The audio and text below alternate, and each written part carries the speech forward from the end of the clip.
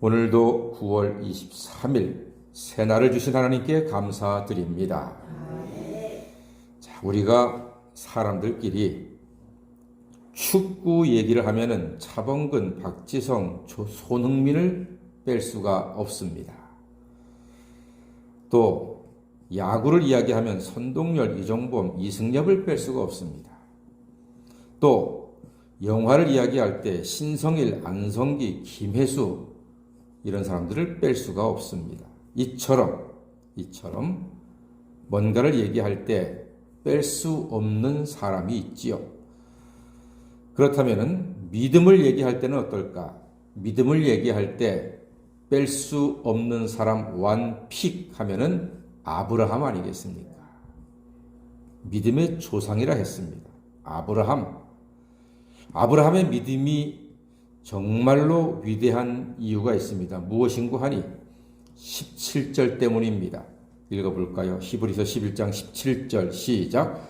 아브라함은 시험을 받을 때에 믿음으로 이삭을 드렸으니 그는 약속들을 받은 자로되 그 외아들을 드렸느니라. 아멘. 누구를 드렸다고요? 아브라함이 누구를 드렸다고요? 예, 이삭이 아들도 그냥 아들이 아니고 무슨 아들이에요? 외아들이잖아요. 100세에 얻은 외아들을 드렸답니다. 그것도 번제로 드렸대요. 외아들을 번제로 요구하시는 하나님이나 순종하는 아브라함이나 제정신인가요? 아니 이게 말이 돼요, 여러분? 100세에 주신 아들을 하나님이 다시 회수하신다고요? 그것도 13년 만에 초등학교도 졸업 안 했는데 와, 청천벽력 같은 이야기 아닙니까? 그런데 아브라함은 이삭을 모리아산에서 번제로 드려요, 안 드려요? 드려요. 물론 마지막 번제는 하나님이 예비하신 여호와 이레이 하나님께서 예비하신 순양을 통해서 번제를 받으셨지만 아브라함은 아들을 드리려고 했습니다. 이건 뭐죠, 여러분? 아들을 바치는 아브라함의 이 믿음이 도대체 무슨 믿음이에요? 여러분 상상이 되십니까? 밖에서 친구하고 놀다가 한 대 얻어맞고 울기만 해도 속이 뒤집어지고 상하는 게 부모 아닙니까? 놀다가 어디 얼굴만 살짝 긁혀도 엄마는 그것 때문에 괴로워서 잠 못 자지 않습니까? 속상해가지고. 근데 어떻게 아들을 번제로 바칩니까? 그런데 아브라함은 바친다 그랬어요. 신기하죠. 아들이 멀쩡한 대학 졸업하고 신학교만 간다 그래도 부모들 펄쩍 뛰지 않습니까? 그런데 아들을 번제로 바친다고요? 이게 어떻게 가능합니까? 그 답이 19절에 있습니다. 19절 한번 읽어볼까요? 시작. 그가 하나님이 능히 이삭을 죽은 자 가운데서 다시 살리실 줄로 생각한지라. 비유컨대 그를 죽은 자 가운데서 도로 받은 것이니라. 아멘. 그렇군요. 아브라함은 하나님께서 이삭을 어떻게 할 줄로 생각했다고요? 다시 살리실 줄로. 할렐루야. 여러분 이게 놀라운 이야기입니다. 아브라함의 신앙은 무슨 신앙이었다?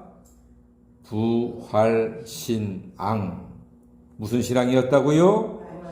부활신앙이라고 합니다. 부활신앙. 우리 돌아가신 원로 목사님이 아브라함의 이 믿음을 정말로 귀하게 여기시고 아주 좋아하셨어요.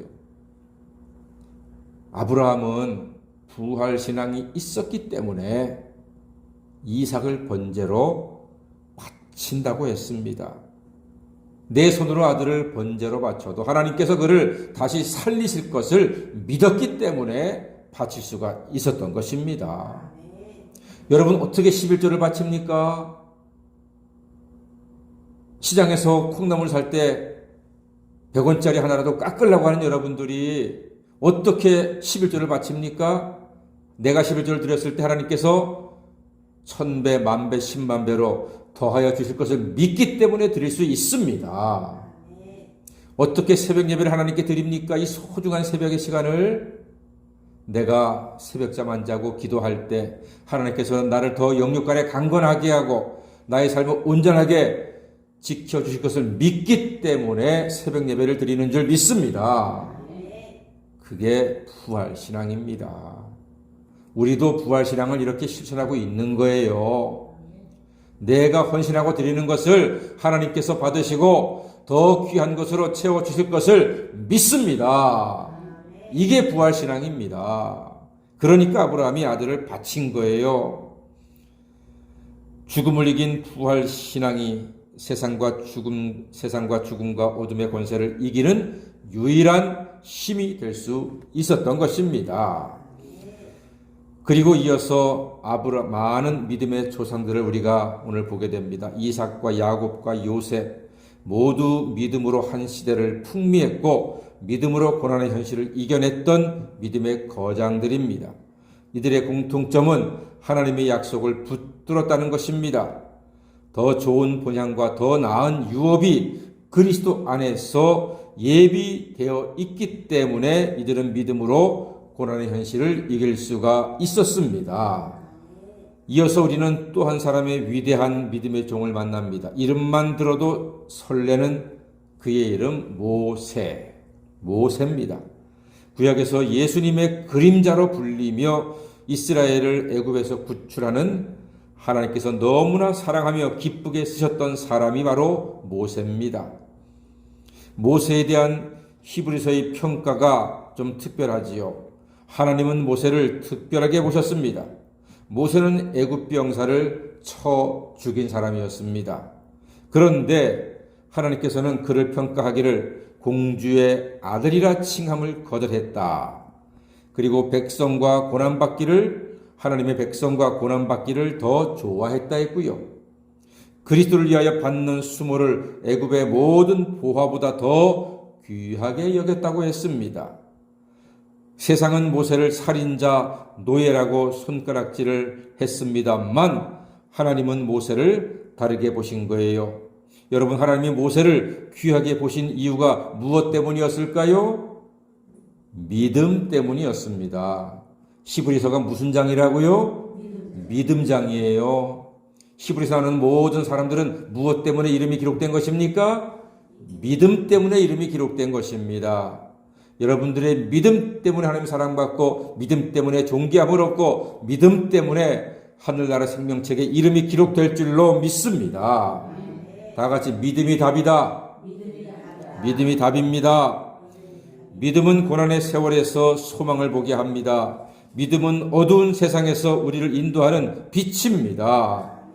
믿음으로 아브라함처럼 모세처럼 하나님의 사랑과 축복을 풍성히 누리시는 하나님의 자녀가 다 되시기를 주의 이름으로 간절히 축원합니다. 아멘. 기도하겠습니다.